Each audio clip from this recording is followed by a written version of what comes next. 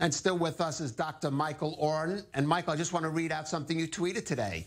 Congratulations to Tony Blinken, a great diplomat and true friend of Israel, for his nomination as Secretary of State. I had the honor and pleasure of working with him for years in Washington and know him to be brave and a clear-sighted statesman. I could think of no finer choice.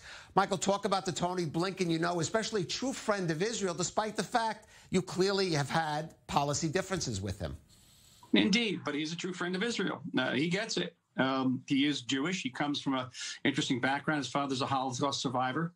And he understands. He understands Israel. That doesn't mean we don't have policy disagreements, whether on the peace process, potentially on the Iranian deal, though Tony Blinken has given some background briefings to journalists in Washington suggesting that the new administration would seek to strengthen that deal, to sweeten that deal in ways I think that would be welcomed by the state of Israel. I think we can take those discussions with Tony Blinken further to clarify what would be Israel's interest in a renewed Iran nuclear deal. But on the personal level, a very warm, intelligent, and as I say, a clear-sighted individual. And clear-sightedness is perhaps the rarest quality among statespeople. Tony has it. Right. Well, in fact, Tony Blinken did speak with I-24 News about the Iran issue just last month. Let's listen to a bit of what he said. I also hope that if we are in a position where Iran chooses to come back into compliance with its obligations under the nuclear agreement, and we do the same, that, as I suggested earlier, creates a much better environment in which we can work with other countries to, again, deal with Iran's other excesses in other areas. And that's something that a revived nuclear agreement would not only not prevent, I actually think it would facilitate, because, again, we would no longer be isolated from other countries that matter in helping curb Iran's excesses.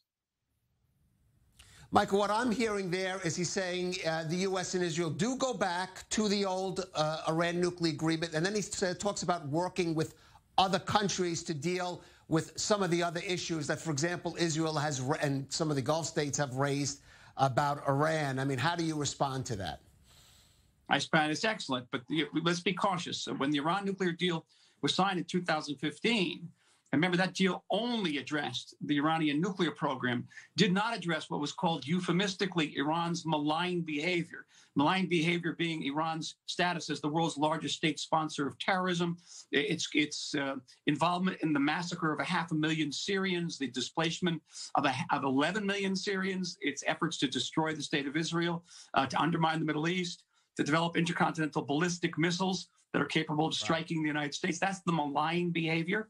So when that agreement was signed in 2015, Caleb, everyone said, well, this agreement will enable the world community to better deal with Iran's malign behavior. But you know what happened? Absolutely nothing. And we have to be very cautious about that. Right. And promises of cooperation from the Chinese, from the Russians, from the Europeans to curb Iran's support for terror and its efforts to destroy the state of Israel, promises just won't cut.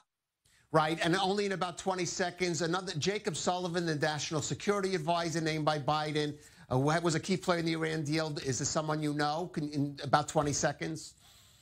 I know them all. I know Michelle Flournoy is the former Hopefully Secretary of Defense. I know Jake very well on the personal level, but Jake comes with a lot of baggage for Israel. He was the architect of the initial Iranian nuclear deal negotiated behind our backs. Literally lied to us about it.